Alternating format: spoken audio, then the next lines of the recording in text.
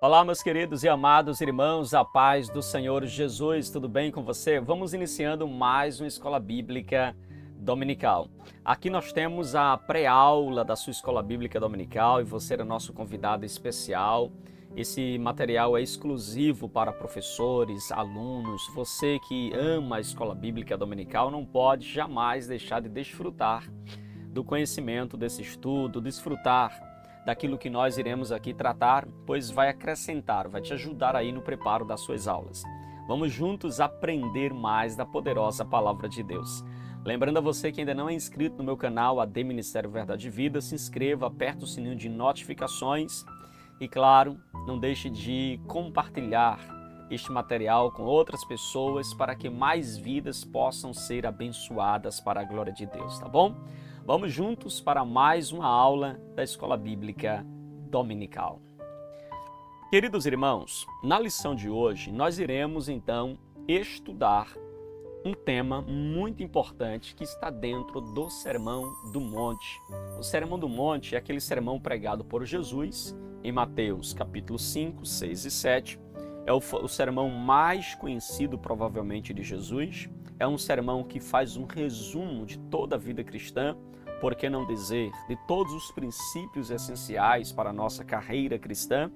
E na lição desse trimestre, onde nós abordamos aqui a carreira que nos está proposta, o caminho da salvação, santidade e perseverança para chegar ao céu, lição esta comentada pelo pastor Osiel Gomes, lição adulto da CPAD. E esta lição, irmãos, traz na sua segunda temática, na lição de hoje, a lição aborda a escolha entre a porta estreita e a porta larga, abordando dois versículos que está no Sermão do Monte, que está no capítulo 7, versículo 13 e versículo de número 14. É um texto bastante conhecido, mas também muitas vezes mal interpretado. E você vai ter a oportunidade hoje de, junto comigo, analisar o texto, os versículos, e então descobrirmos o que significa a porta estreita, o que significa a porta larga, qual o resultado daqueles que entram pela porta estreita e também qual o resultado daqueles que trilham a porta larga. Então nós iremos aqui estudar e meditar sobre essa temática, que com certeza será de grande edificação espiritual para a nossa vida. O nosso autor, ele vai colocar aqui na revista duas leituras. Uma é Mateus 7, 13 e 14. A outra leitura é Mateus capítulo 3, do verso 1 ao verso 10.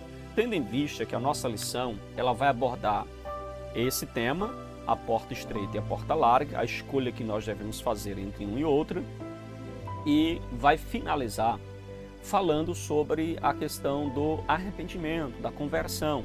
Então, a segunda parte da lição vai tratar exatamente sobre Mateus capítulo 3, que fala sobre o profeta João Batista convocando os seus ouvintes ao arrependimento e pregando a mensagem de arrependimento. Amém, queridos? Tranquilo? Vamos juntos, pois a lição de hoje está uma bênção, viu? Vamos aqui fazer a nossa leitura bíblica em classe. E aí você já pega a sua Bíblia, tá bom? Pegue a sua Bíblia, abra comigo e vamos juntos meditar nesta porção da poderosa Palavra de Deus. Mateus capítulo 7, versículo 13 e versículo 14. Depois você volta aí e abre Mateus 3, do verso 1 ao verso de número 10. Amém, queridos? Diz assim a Palavra de Deus, Mateus 7, 13. Entrai pela porta estreita, porque larga é a porta e espaçoso o caminho que conduz à perdição, e muitos são os que entram por ela. 14. E porque estreita é a porta e apertado o caminho que leva à vida, e poucos há que a encontrem. Agora abre Mateus capítulo de número 3, versículo 1 até o verso de número 10, que diz assim a Palavra de Deus. E naqueles dias apareceu João Batista, pregando no deserto da Judéia e dizendo: arrependei-vos, porque é chegado o reino dos céus. Porque este é o anunciado pelo profeta Isaías, que diz: voz do que clama no deserto, preparai o caminho do Senhor, endireitai as suas veredas. E este João tinha as suas vestes de pelos de camelo e um cinto de couro em torno dos seus lombos, e alimentava-se de gafanhotos e de mel silvestre. Então ia ter com ele Jerusalém e toda a Judéia e toda a província adjacente ao Jordão, e eram por ele batizados no rio Jordão, confessando os seus pecados. E vendo ele muito dos fariseus e dos saduceus que vinham ao seu encontro, dizia-lhe: raça de víbora, quem vos ensinou a fugir da ira futura? Produzi, pois, fruto dignos de arrependimento, e não presumais de vós mesmos, dizendo: temos por pai Abraão, porque eu vos digo que mesmo destas pedras Deus pode suscitar filhos a Abraão. E também agora está posto o machado à raiz das árvores. Toda árvore, pois, que não produz bom fruto, é cortada e lançada no fogo. Amém, queridos? Que lição, né, irmãos? Que texto maravilhoso que nós iremos meditar, iremos refletir nesta lição. E eu quero convidá-los também. A gente vai comentar o texto no discorrer da nossa lição, então, portanto, a gente não vai tecer nenhum comentário agora sobre Mateus capítulo 7, 13 e 14 e Mateus capítulo 3, do verso 1 ao verso 10, ok? Nós iremos agora para o nosso texto áureo, que é um texto paralelo do Sermão do Monte. Lucas capítulo 13, versículo 24. Porfiai por entrar pela porta estreita, porque eu vos digo que muitos procurarão entrar e não poderão. Esse texto é um paralelo com Mateus 7, 13 e 14. Então é importante que a interpretação deste texto seja feita à luz de Mateus 7, 14. Por quê? Porque porfiai por entrar pela porta estreita traz a ideia de que procurai entrar pela porta estreita, porque vos digo que muitos procurarão entrar e não encontrarão. Veja que aqui em Lucas 13, 24, traz uma ideia, a primeira leitura, de que muitos procurarão entrar pela porta estreita, mas não vão encontrar, ou não poderão entrar, como se algo impedisse. Obviamente que na primeira leitura você vai entender que, possivelmente, que muitos irão tentar entrar pela porta estreita, mas não vão poder entrar. E parece até que aquela doutrina, muito conhecida entre os reformados, ou bem pregada pelos reformados, a ideia da predestinação, aqui fala então da predestinação, de que só vai entrar pela porta estreita os eleitos de Deus, segundo a sua presciência, segundo aí a escolha divina de Deus, independente das pessoas que procuram entrar, mas não vão conseguir porque não são eleitas. Calma, muita calma. O texto nos mostra, e a gente vai compreender isso pelo texto paralelo, de que elas não poderão entrar por causa das bagagens que elas vêm trazendo e, portanto, não conseguem passar pela porta estreita. Porta estreita não dá para entrar com bagagem. Não dá para andar inchado de coisas que vai na contramão daquilo que Jesus ensinou. Por isso que muitos procurarão entrar, mas não poderão. Não porque Deus não permite, não porque Deus não as elegeu, não porque Deus não as escolheu, mas porque eles querem entrar por esta porta com as bagagens. Não dá.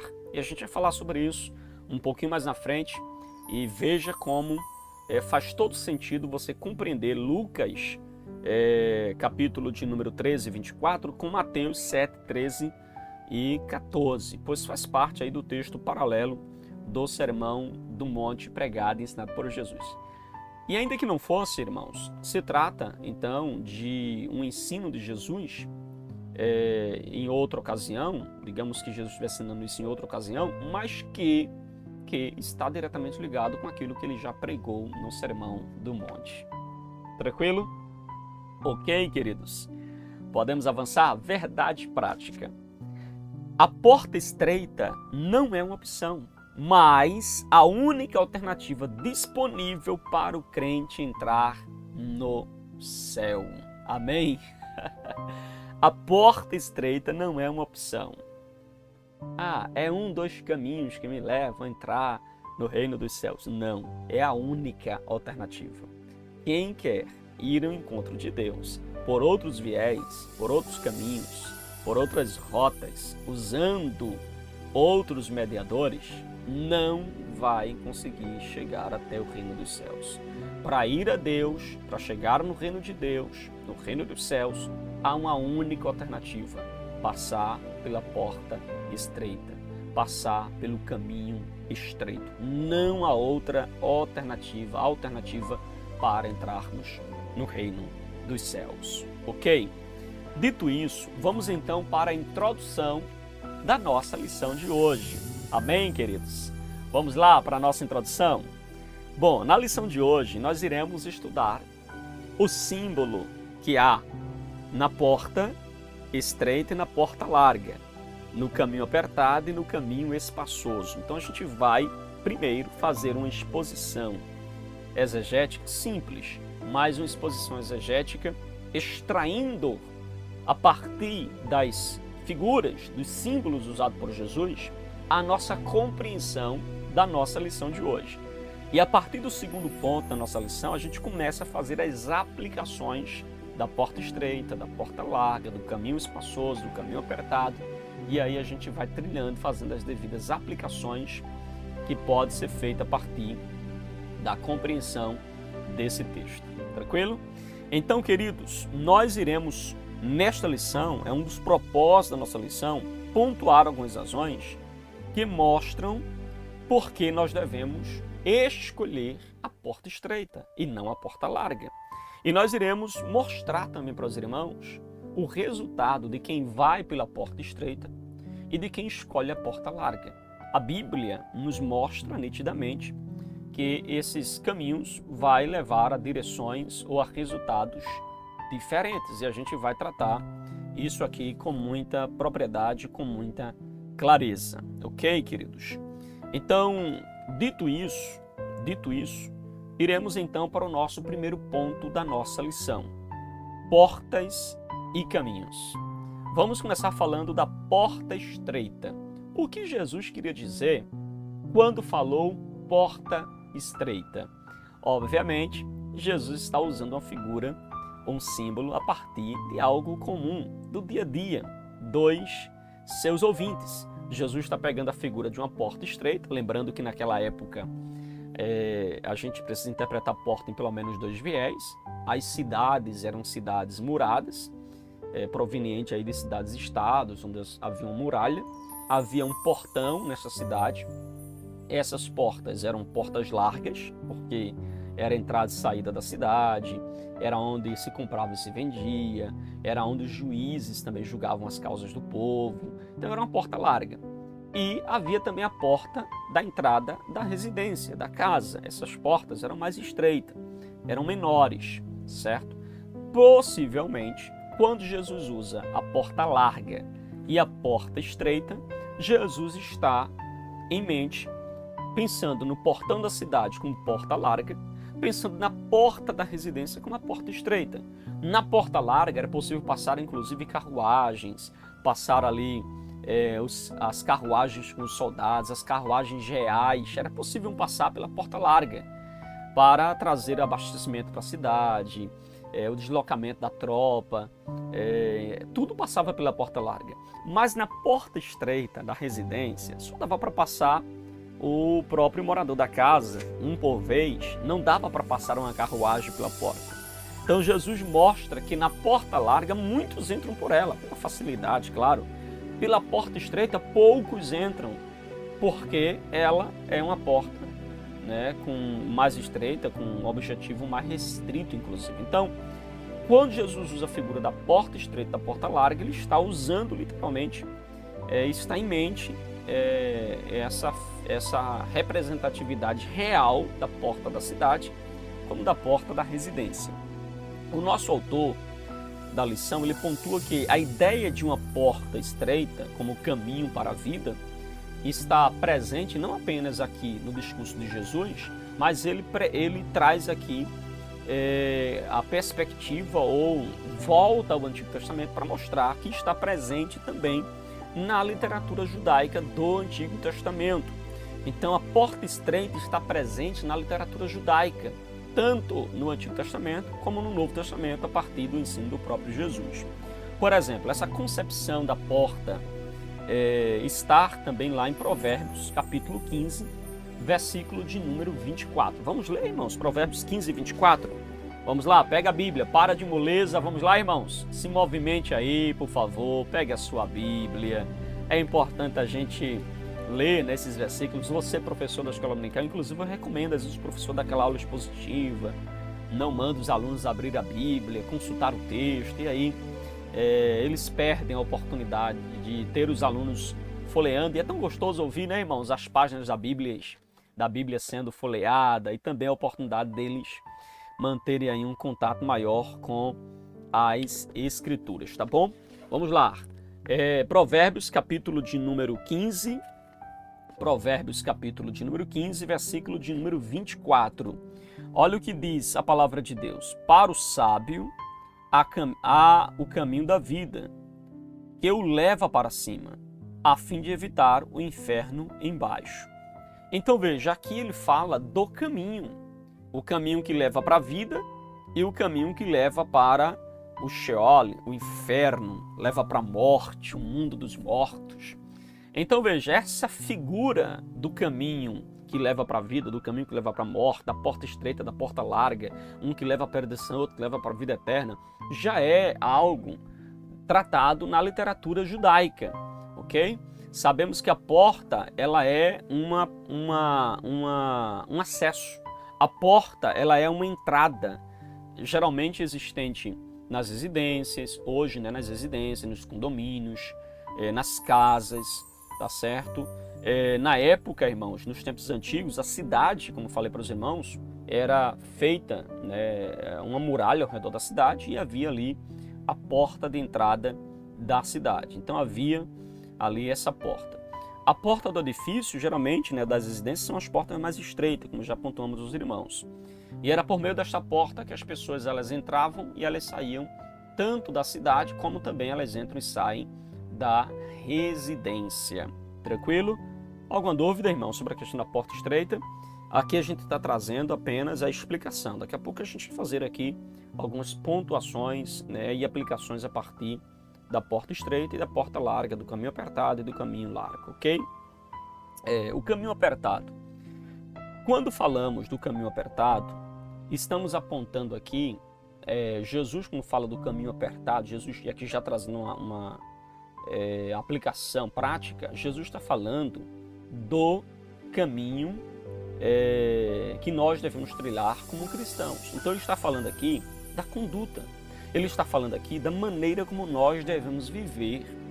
E esta maneira que a gente vive evidencia a nossa salvação ou a nossa perdição.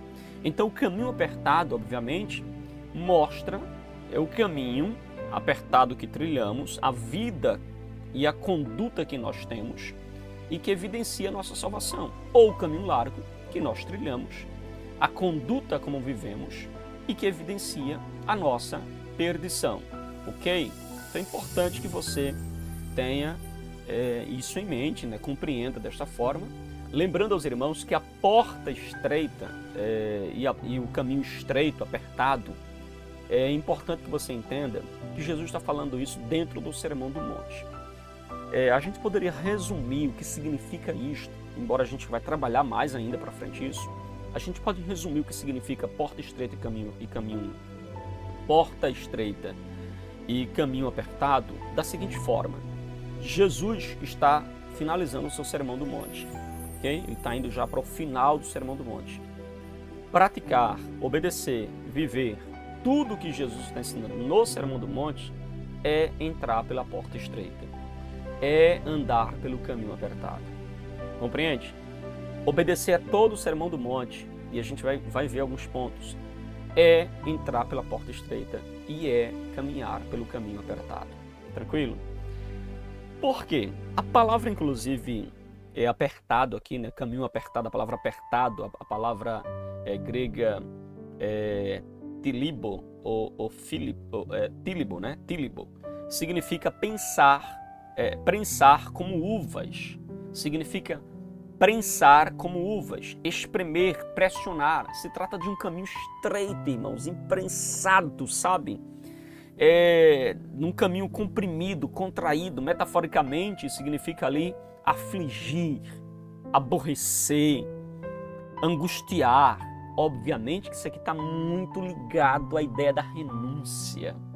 Então, o caminho apertado é o caminho da renúncia. Eu renuncio minha forma de viver, meus pensamentos, minhas ideias, minha conduta, para adotar a conduta ensinada por Jesus.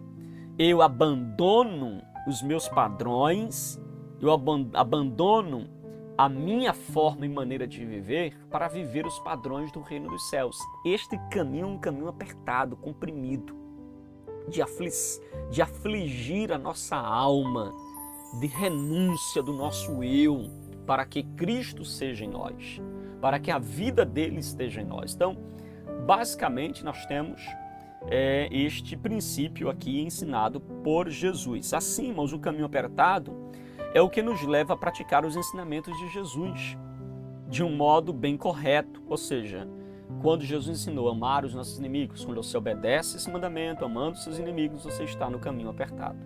Então, andar no caminho apertado é você não olhar para a mulher alheia desejando no seu coração. Andar no caminho apertado é você amar os seus inimigos. Andar no caminho apertado é você não desejar o mal para os seus irmãos ou para o seu próximo, porque qualquer que odiar o seu irmão já o matou em seu coração. Andar no caminho apertado é você andar com humildade, é você andar com um coração misericordioso, é você andar na justiça, é você andar com honestidade, é você andar com integridade, é você andar num caminho ético, num padrão de conduta estabelecido pelo reino dos céus. Isto é andar pelo caminho apertado, querido. É você entrar pela porta apertada e pela porta estreita e andar pelo caminho apertado. É você juntar tesouro no céu e não na terra. É você, irmãos, aplicar os princípios do Sermão do Monte na vida. Isto é andar pelo caminho estreito, é entrar pela porta estreita, é andar pelo caminho apertado. Tranquilo, irmãos? Ou seja, não praticar a hipocrisia, a falsidade, a mentira, ok?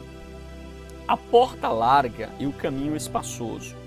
A porta larga, como eu falei para os irmãos, uma referência à porta da cidade mais larga, que dava acesso ali a coisas maiores. A porta larga e o caminho espaçoso, eles trazem aqui, Jesus está usando isso como um símbolo para falar de uma vida sem compromisso. A porta larga e o caminho espaçoso trata-se de uma vida sem compromisso.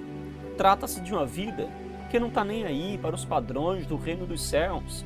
Trata de uma vida que não está nem aí para com a aliança com Deus, para com os mandamentos de Deus, para com as ordenanças de Deus.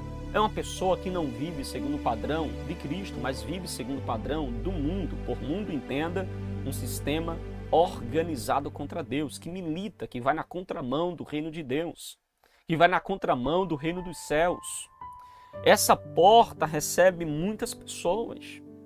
Obviamente, irmãos, essa porta cabe muitas crenças, cabe o politeísmo, adorar a vários deuses, cabe a promiscuidade, a lascívia, a prostituição.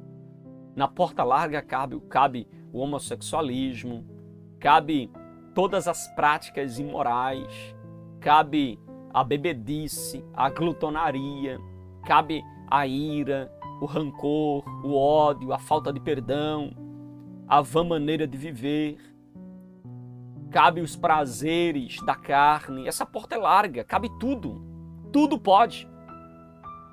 Na porta larga, você não precisa renunciar.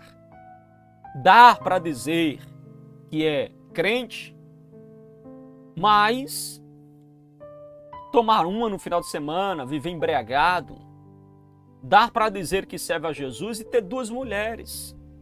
É a porta larga. Dá para dizer que tem Cristo, mas está com dinheiro no bolso que não é seu, é roubo.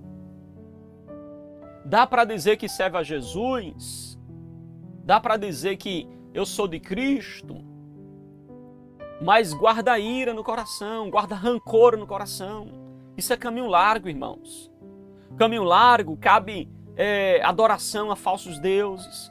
Caminho largo cabe se conformar com o mundo, amar o mundo, se deleitar no mundo, ter prazer com as coisas do mundo.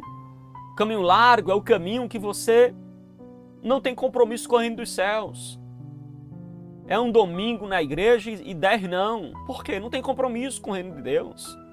O caminho largo cabe ler a Bíblia somente na hora do culto. Não pega na Bíblia, não lê Bíblia, não vive Bíblia, não conhece da palavra de Deus. Caminho largo. Cabe tudo. Compreende, irmãos? Isso é o caminho largo. Onde as pessoas vivem, irmãos, numa busca desenfreada por prazer. O que importa é meu prazer, é lazer. É onde reina duas coisas que estão muito presentes na nossa sociedade. O narcisismo, aquela pessoa que busca glória para si, aplausos para si, elogios para si, que exalta as suas qualidades, que leva as pessoas a elogiar as suas qualidades, seus atributos. É o narcisista. É a pessoa que quer ser aplaudida toda hora, todo instante. Ou a segunda coisa, que é o hedonismo. Irmãos, uma pessoa hedonista é uma pessoa que ela quer que as pessoas a sirvam. Ela quer que as pessoas estejam servindo ela, porque para o hedonista o que vale é o prazer pessoal. Ela quer que as pessoas lhe sirvam para gerar nela prazer pessoal. Ela vive em busca do seu prazer. O que vale para ela é se sentir bem. O que vale para ela é o prazer pessoal. O hedonista busca o prazer pessoal a qualquer preço. Enquanto o narcisista, ele busca a exaltação das suas qualidades, seus atributos, o hedonista, ele busca então esse prazer, essa satisfação. Então, irmãos, nós vemos essa sociedade que ama a porta larga. Por isso que muitas pessoas querem a porta larga. A porta sem compromisso, sem ser cobrado, sem ser exigido. A porta onde pode tudo. Trata-se, pois, irmãos, de uma porta, de um caminho em que as pessoas entram e vivem segundo as suas próprias ideias. Parece a época dos juízes, né? Assim, Juízes 21, versículo 25, diz que na época dos juízes, cada um fazia o que queria, porque não havia rei em Israel. A porta larga cabe viver sem liderança. Eu sou um desigrejado, eu não tenho líder, eu não tenho uma autoridade espiritual para me guiar, para me orientar, para me ensinar, para me corrigir, para me admoestar, para me redaguir. Não tenho, porque eu vivo na porta larga, onde tudo pode, onde tudo é permitido. Irmãos, todas as coisas nos convêm, mas nem tudo nos é lícito, irmãos. Nem tudo é lícito. Porque quem vive na porta larga, eles não desejam ajustar-se aos ensinos das Escrituras. Eles querem viver ao seu bel prazer, seguindo o que dá na telha, seguindo suas ideias, seus pensamentos. Não importa o que Cristo diz, não importa o que as Escrituras diz, eles vivem para si. Isto é porta larga, irmãos. O nosso autor, a nossa revista vai inclusive sintetizar o ponto 1, falando assim: a porta estreita e o caminho apertado representam uma vida de compromisso com Cristo. Então, porta estreita, caminho apertado, aponta para uma vida de compromisso com Cristo. E quem tem compromisso com Cristo, tem compromisso com o corpo, com a igreja local, com os demais membros, ok? O nosso auxílio bíblico e teológico nos traz um ponto importante. Ele fala que os dois caminhos, o largo e o estreito, ou seja, o caminho da morte e o da vida, eles aparecem também no Antigo Testamento, na literatura do Antigo Testamento, como também nos escritos de Qumran e também na literatura da igreja primitiva. Então, nós temos aqui o caminho estreito, o caminho apertado e a porta estreita apontando para o caminho da vida, o caminho da luz. O caminho largo e a porta larga e o caminho espaçoso apontando para o caminho das trevas. Então Jesus está aqui apresentando essas opções diante da sua audiência. É claro que aqui Jesus coloca um paralelismo antitético, onde um contraria o outro. Caminho estreito leva à vida, caminho largo leva à morte. Não é? Então Jesus faz aí esse paralelismo antitético. A maioria das pessoas, infelizmente, prefere o caminho mais fácil. Você deve estar cansado de saber disso. Como dizia lá no anterior, estou careca de tanto saber disso, né? Então veja, a maioria das pessoas toma o caminho mais fácil, irmãos. Mas o caminho mais fácil, como diz Provérbios 15, 24, é um caminho de morte, desastroso. É o caminho que leva à perdição. É o caminho mais fácil, mas, contudo, um caminho desastroso. Já o caminho estreito, a porta estreita, é uma vida mais difícil, restritiva, porque o verdadeiro discípulo de Jesus renuncia a si mesmo para viver segundo os padrões do reino de Deus, irmãos. Amém, queridos? Tranquilo? Vamos então para o nosso segundo ponto da nossa lição. Segundo ponto da nossa lição: por que entrar pela porta estreita é difícil? Por quê, irmãos? Por quê? Deixe aí a sua participação. Por que entrar pela porta estreita é difícil, irmãos? Você já pensou nisso? Bom, uma porta estreita, ele coloca aqui no ponto 1, né? No ponto 2, por que entrar na porta estreita é difícil. No primeiro ponto do ponto 2, né, subponto do ponto 2, ele diz assim: uma porta aberta, porém difícil. O caminho estreito é uma porta aberta, porém difícil de entrar. A porta para a entrada na pátria celestial, ela está aberta, irmãos. A porta da salvação está aberta. A porta para o reino dos céus está aberta.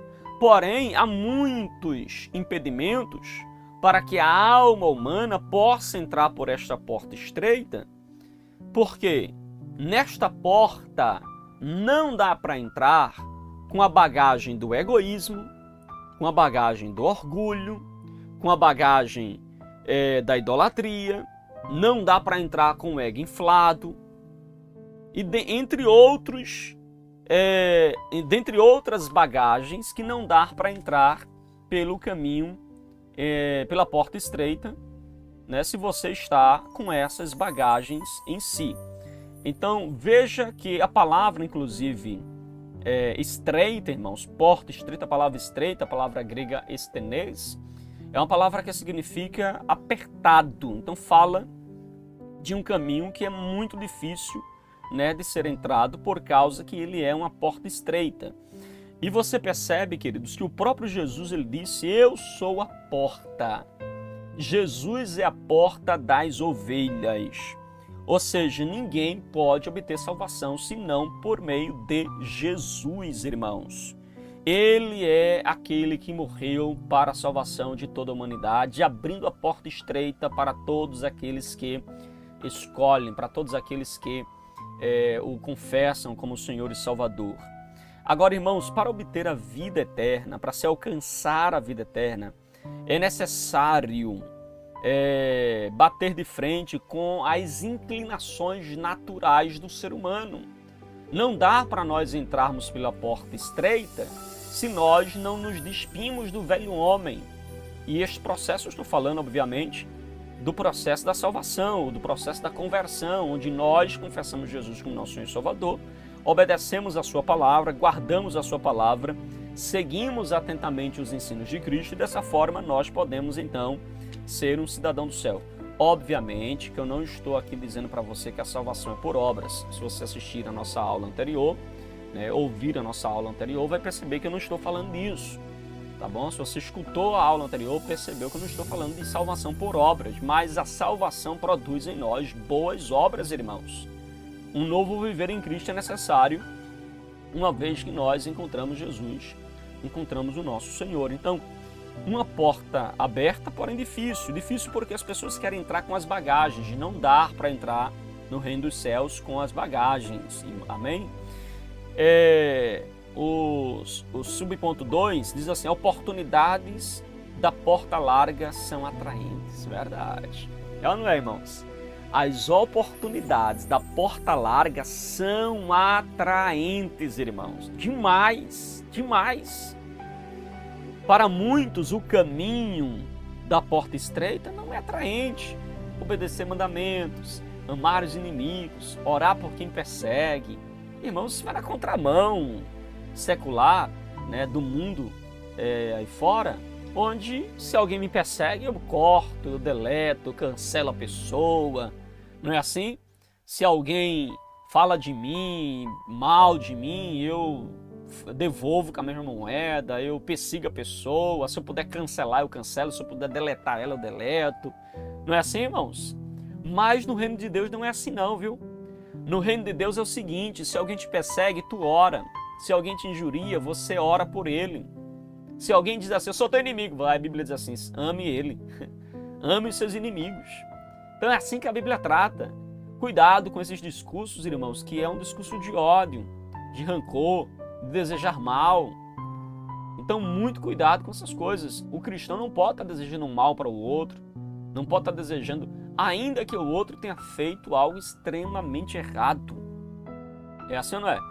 Quem nunca pecou assistindo os jornais, não é, irmãos? Aí tá lá uma cena lá de um assalto e de repente o assaltante se deu mal e você fala: achei que foi bom. Olha, você desejando mal, né, do assaltante.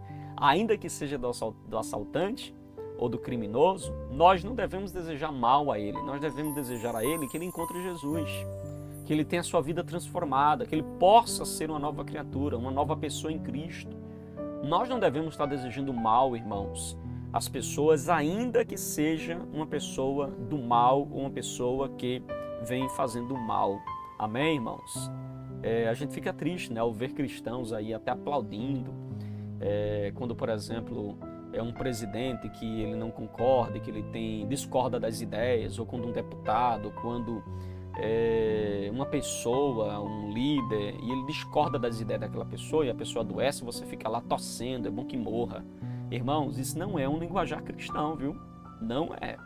Tem gente que ainda tem a coragem, né, de ir lá nas redes sociais e postar: está à beira da morte, espero que a morte o leve o quanto antes. Irmãos, não faça isso não, pelo amor de Deus. Nós precisamos amar essas pessoas, orar por elas, interceder por elas. Amém, queridos? Não faça isso, irmãos. A porta larga é um caminho atraente. É atraente porque é o caminho da libertinagem, é o caminho dos deleites, é o caminho dos prazeres sem freios, é o caminho onde as pessoas elas são dominadas pelas ilusões da vida. É um caminho sedutor, é um caminho cheio de fantasias. O caminho, irmão, o caminho largo, a porta larga, é um caminho que nós podemos dizer mentiroso. É um caminho que nos leva ou nos vende algo que não condiz com a realidade. A porta, escute isso, viu? A porta larga faz propaganda enganosa. Irmãos, propaganda enganosa, não se engane. Esses prazeres que é oferecido aí pela porta larga, o amor ao mundo, não é assim? O amor ao mundo, a amizade com o mundo, faz de você inimigo de Deus. Faz você andar na contramão da vontade do Senhor. Não é isso que a palavra de Deus fala em 1 João 2, 15 e 16? Não ameis o mundo, nem o que no mundo há, porque quem ama o mundo, o amor do Pai não está nele. Não é assim que a Bíblia fala? Porque no mundo há concupiscência dos olhos, a soberba da carne, não é assim? A soberba da vida. Então veja, o amor ao mundo, o apego às coisas do mundo, irmãos, é você trilhar na contramão da orientação da palavra de Deus. Então, queridos, é trágico. Aqueles que trilham o caminho largo, infelizmente, caminham para a perdição eterna. O caminho largo leva as pessoas para a perdição eterna. As pessoas que trilham o caminho largo não entrarão no reino dos céus. Não é porque eu estou dizendo, é a Bíblia quem diz, queridos. Não entrarão. Se você hoje está no caminho largo, arrependa-se, mude, saia desse estreito, né? Saia deste caminho largo que te leva à perdição. Amém, queridos? Você vê isso lá em 1 Coríntios 6, 9 e 10, Gálatas 5, vai falar das obras da carne e diz que tais não entrarão no reino dos céus, irmãos. Não é eu que estou dizendo, é a Bíblia quem fala isso. Que aqueles que tais coisas praticam não entrarão no reino dos céus. Por isso, irmãos, o cristão, ele precisa ser comprometido com o Evangelho, comprometido com Cristo. Sabe por quê? O mundo passa, juntamente com toda a sua concupiscência. Mas diz a palavra de Deus em 1 João, capítulo de número 2, versículo 17. Mas aquele que faz a vontade de Deus permanece para sempre. Oh, glória! Então, é um caminho difícil? É. O caminho estreito é difícil? É. A porta estreita é difícil? Sim, é. Mas é o caminho que te leva à vida, que te leva à salvação. As razões das exigências, irmãos, diferentemente da porta larga, do caminho espaçoso, a porta estreita, o caminho apertado, requer uma transformação interior, muito antes de uma transformação exterior. Tem muitas pessoas, escute isso aqui por favor, tem muitas pessoas, irmãos, que estão mudando apenas a aparência externa, mas mudar o externo sem mudar o interior é reforma, e é uma reforma exterior, e reforma exterior não muda a realidade do que está interno, irmãos. Nós precisamos, de fato, de uma mudança interior. É uma decisão pessoal, é uma disposição em seguir a Cristo e na contramão da maioria. Porque ser cristão, escute isso, ser cristão, ser um pequeno Cristo, um seguidor de Cristo, um discípulo do Senhor, é ir na contramão deste mundo, irmãos. Ok? Só começa a trilhar pelo caminho da porta estreita aquele que reconhece Jesus como seu único e suficiente Salvador. Somente aquele que passou agora a viver uma vida dirigida pelo Espírito Santo, porque aquele que está em Cristo, nova criatura é. As coisas velhas se passaram e eis que tudo se fez novo. 2 Coríntios, capítulo 5, versículo de número 17. A partir dessa jornada, o Evangelho nos faz caminhar agora em santidade, nos ajuda a seguir os passos de Cristo, a andar como Ele andou, a viver como Ele viveu, a fazer o que Ele fez. E então nós estaremos prontos, irmãos, a criar raízes e enfrentar os obstáculos que são provenientes da vida cristã. Ser cristão não é fácil, porque é ir na contramão. É você trilhar segundo a vontade de Deus, de Cristo, e não segundo a vontade dos homens. Eu sei que não é fácil trilhar o caminho de Cristo, mas é necessário, é fundamental, é importante, é o que Deus quer de mim e de você. Que nós entremos pela porta estreita e apertar o caminho que nos leva para a vida. Você não vai se arrepender. Não vai se arrepender. Há um louvor, inclusive, que diz: vai valer a pena, não é assim? Vai valer a pena, meu irmão. Tá difícil no caminho apertado, no caminho estreito, mas vai valer a pena. O resultado será glorioso, o fim será glorioso, vai valer a pena, não desista. Não pare, não olhe para trás, prossiga para o alvo da soberana vocação, o qual Deus te chamou, querido, não recue. Não queira trilhar o caminho largo, espaçoso, que leva à perdição, que leva à morte. Amém, queridos? Você pode dizer amém? Você pode dizer obrigado, Jesus, por essas palavras? Então, seguir pelo caminho apertado requer uma disposição em seguir na contramão da maioria. E é muito fácil, irmãos, a gente seguir a maioria. Eu me lembro que uma vez, irmãos, o pastor combinou com uns 3 irmãos que estavam sentados no banco de frente da igreja, no primeiro banco da igreja. E ele combinou o seguinte: olha, na metade da pregação, vocês 4 aí fiquem de pé. Aí o pastor estava pregando e na metade da pregação aqueles 3 irmãos ficaram de pé. E não é que toda as fileiras anteriores, né, aqueles irmãos começaram a se levantar também. Se levantar e foi se levantando. Daqui a pouco, irmãos, estava 90% da igreja em pé. Agora eu pergunto para você, quem mandou de altar, de microfone, que toda a igreja ficasse de pé? Quem mandou? Ninguém mandou. Mas porque 3 ou 4 ali ficaram, e aqui essa ilustração serve para aplicar tanto no sentido positivo como negativo. Primeiro, que o exemplo arrasta. Quando você tomar uma atitude correta, a tendência é que os demais comecem a tomar também. Mas quando você toma uma atitude errada, a tendência é que os outros também tomem. Então o mundo, irmãos, vai tomando decisões erradas e vai influenciando também a igreja. Veja que o mundanismo tem penetrado em muitas congregações. Há denominações hoje que são mais seculares do que cristãs. São mais mundanas. São mais um sistema organizado contra Deus do que um sistema a favor do reino dos céus. Eles trabalham não para o reino, mas contra o reino. Por quê? Há nele, irmãos, há igrejas, denominações que são, né, igrejas que eu falo de templo, de denominação, se trata literalmente de uma porta larga. A porta larga, escancarada, onde cabe tudo, onde se pode tudo. Então, olha o que nós estamos vivendo hoje. Eu retorno mais uma vez aqui a frisar o sentido literal da porta e do caminho. O sentido literal é que se tratava de portas comuns, feitas de madeira. Isso podia ser a porta da casa ou a porta da cidade. A porta podia ser de madeira, poderia ser de pedaços de madeira, né? Também havia portas, inclusive, com espaços, pedaços, né, de pedra. Como por exemplo as portas que eram colocadas nos túmulos, não era assim? Não era portas de madeira, portas de pedra, portas de madeira, podia ser colocada nos túmulos. E no sentido figurado, porta faz então referência a oportunidades, é o acesso, faz então referência ao testemunho cristão, no caso aqui de Mateus capítulo 7, porta é uma referência ao testemunho cristão.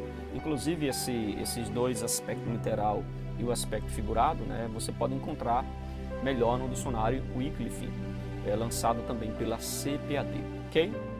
Queridos, já caminhando aqui para o último ponto da nossa lição, que também é um ponto muito importante, o autor ele fala sobre entrando pela porta e pelo caminho do céu. Entrando pela porta e pelo caminho do céu.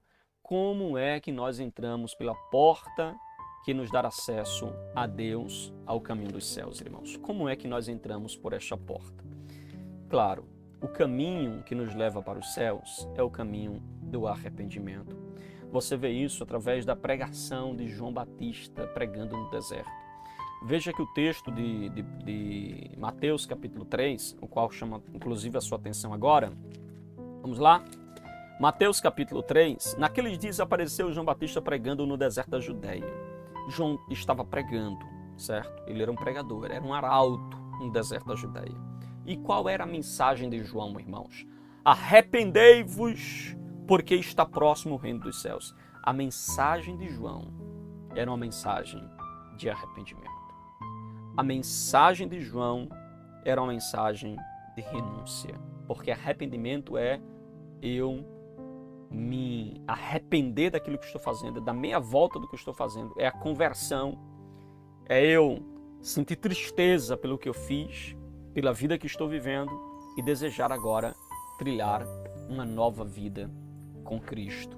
Então, irmãos, a mensagem do arrependimento é a mensagem que João estava pregando. E, infelizmente, irmãos, lamentavelmente, a mensagem de arrependimento não é mais pregada na maioria dos púlpitos das igrejas. Infelizmente, nos púlpitos de muitas igrejas há espaços para as mensagens de teologia da prosperidade, há espaço para a teologia coach, há espaço para a teologia queer, há espaço para a teologia da vitória financeira e do culto da vitória, de palavras motivacionais e tantas outras coisas. Só não há espaço para a pregação do genuíno evangelho que envolve a mensagem do arrependimento. Queridos, lamentavelmente, muitos pregadores na atualidade não têm mais pregado a mensagem de arrependimento. eles estão priorizando pregar mensagens de exaltação pessoal, eles preferem falar daquilo que as pessoas gostam de ouvir, então eles são muito seletivos em escolher as mensagens que vão pregar nos domingos de noite, nos cultos durante a semana. Há inclusive denominações que já não tem mais o culto de ensino. E por que não tem o culto de ensino, irmãos? Porque eles não querem mais ensinar a palavra de Deus para as pessoas, eles querem ensinar o povo mensagens de exaltação pessoal, mensagens motivacionais. E eu faço um clamor aqui a todos os professores de escola dominical, aos pastores, evangelistas, presbíteros, pregadores, arautos do reino de Deus, a voltarem, irmãos, ou permanecerem pregando o genuíno evangelho, a mensagem de arrependimento, queridos. Amém? Por que precisamos pregar a mensagem de arrependimento, irmãos? Porque a nossa mensagem não pode estar voltada, irmãos, a pregar aquilo que satisfaz as pessoas. Nós vamos pregar aquilo que Deus quer que nós preguemos. Inclusive, né, irmãos, Paulo vai falar a Timóteo, em 2 Timóteo 4,3, que nos últimos dias haveriam, né, falsos profetas ou líderes pregando mensagens que iriam somente tocar o emocional das pessoas, mensagens que seriam pregadas apenas para a satisfação pessoal das pessoas, irmãos. A mensagem do arrependimento é uma mensagem bíblica, verdadeira e que precisa ser pregada. A palavra arrependimento vem do grego metaneor, ou metanoia, que traduzido significa, então, mudança, né, irmãos? Mudança de mente. A palavra meta quer dizer depois, que é traduzido no seu bojo, né, a questão aí de mudança. E também a palavra neo, perceber, ou seja, é uma mudança perceptível, é uma mudança de mente, uma mudança notória. Se trata então, irmãos, de uma reflexão moral, ou seja, o arrependimento é uma mudança de mente, de propósito, é mudar para melhor, é mudar para Deus, ou seja, envolve esta mudança por intermédio, claro, do poder do Evangelho, da Palavra de Deus, da ação do Espírito Santo em nós, essa mudança. Eu acho muito interessante, irmãos, a expressão ou a definição que faz, né, de arrependimento. O pastor Antônio Gilberto, saudoso pastor Antônio Gilberto, ele faz uma definição de arrependimento muito importante na teologia sistemática pentecostal. Ele diz o seguinte, lá na página 358, o verdadeiro arrependimento é o que produz convicção do pecado. Olha isso aqui, irmãos, o verdadeiro arrependimento produz convicção do pecado, contrição do pecado, confissão do pecado, abandono do pecado e a conversão do pecado. Se essas 5 reações por parte do homem não ocorrerem, não se trata de arrependimento verdadeiro, completo, mas apenas de tristeza e remorso, porque a tristeza, segundo Deus, opera arrependimento para a salvação, ou seja, mudança, irmãos, do qual ninguém se arrepende, mas a tristeza do mundo opera a morte. Então veja, para que haja um verdadeiro arrependimento tem que haver o quê? Convicção de que há de pecado, ou seja, eu tenho que reconhecer de que pequei, de que é um pecado o que eu estou fazendo. Tem que haver uma tristeza pelo pecado, contrição pelo pecado. Eu preciso confessar esse pecado, eu preciso abandonar esse pecado e eu preciso a conversão do pecado, mudar a rota. Sem isso não há arrependimento. É triste, né, irmãos? A gente vê hoje que as grandes cruzadas evangelísticas, o pregador vai lá e prega, olha, Deus vai te dar vitória financeira. A pessoa vem chorando, endividada até os dentes, aí vem chorando no vermelho, irmãos. No vermelho do pé à cabeça, da cabeça aos pés. No vermelho, o pregador diz, tua vida financeira vai mudar, venha para Jesus. Ele vem chorando, meu Deus, eu creio que eu estou no vermelho hoje, mas amanhã vou estar rico, Jesus vai me dar dinheiro. Então ele vem chorando. Eu pergunto para os irmãos, houve salvação aí, irmãos? Houve arrependimento do pecado, contrição do pecado, conversão? Não, queridos, porque o evangelho não foi pregado e a pessoa não veio porque quer abandonar o pecado, ela veio porque quer ficar rica. Ela veio porque ela quer uma vitória financeira, ela veio porque quer uma vitória conjugal, uma vitória com... Irmãos, isso não é salvação, irmãos. Não é mensagem evangelística. Não é. Então, é muito importante que se diga isso, né? Que a gente venha despertar com relação a essa verdade Porque o arrependimento envolve, né, irmãos? O arrepender-se implica reconhecer aí seus próprios pecados e mediante aí a mensagem de arrependimento, você reconhecer Jesus como seu Senhor e Salvador. Por meio da pregação e da aceitação do Evangelho, mediante a ação regeneradora do Espírito Santo, o pecador renuncia o pecado, reorienta a vida e afirma agora, afirma uma resolução de deixar o caminho espaçoso e de tomar agora o caminho que conduz para a vida eterna. E esse caminho é o caminho do arrependimento, que nos leva à confissão de pecados. A palavra de Deus nos mostra, irmão, a necessidade, né, de confissão de pecados. Veja o versículo 5. Então saíam para ter com ele de Jerusalém toda a Judéia e toda a circunvizinha do Jordão. Então veja, eles saíam para vir ter com João, para que, confessando os seus pecados, se arrependessem deles e pudessem agora ser uma nova criatura diante de Deus. Então veja, o ministério de João Batista diz que as pessoas vinham ter com ele da província do Jordão, e os que iam até João confessavam seus pecados para serem batizados. A Bíblia diz que todos pecaram, irmãos. Romanos 3, 23, e destituídos estão da glória de Deus. Então essa necessidade de arrependimento é importante, do reconhecimento de que é pecador e que precisa mudar. Amém? Então a confissão pessoal de pecados é uma perspectiva nova, né, no Novo Testamento, porque no Antigo Testamento havia, na Antiga Aliança havia então um dia da expiação, que era um dia nacional, onde as pessoas se arrependiam, mas no Novo Testamento nós temos então o arrependimento diário, toda hora, todo momento. Errou, se arrependa, mude de mente, mude de atitude. E claro, o resultado desta mudança, né, porque Provérbios 28:13 diz que aquele que confessa e deixa alcançará a misericórdia. Aqueles que alcançam a misericórdia, que confessou seus pecados, deixaram seus pecados e agora alcançaram a misericórdia, João fala que eles devem produzir frutos dignos de arrependimento. Essa mudança deve produzir agora uma nova vida. Para João Batista, a confissão somente não seriam sinais de uma verdadeira mudança de vida. O fato de você confessar não é sinal de uma verdadeira mudança de vida. O que vai mostrar que você de fato mudou é quando você agora produz frutos dignos de arrependimento. Então era preciso apresentar frutos na nova vida como uma marca de um arrependimento sincero e verdadeiro. Amém, queridos? Então, essa mudança é importante. Gerar frutos no reino de Deus é importante. Finalizando aqui a nossa lição de hoje, no momento que inicia sua jornada com Cristo, o cristão deve ter aí a consciência de que escolheu o caminho estreito e a porta apertada para o caminho que leva para o céu.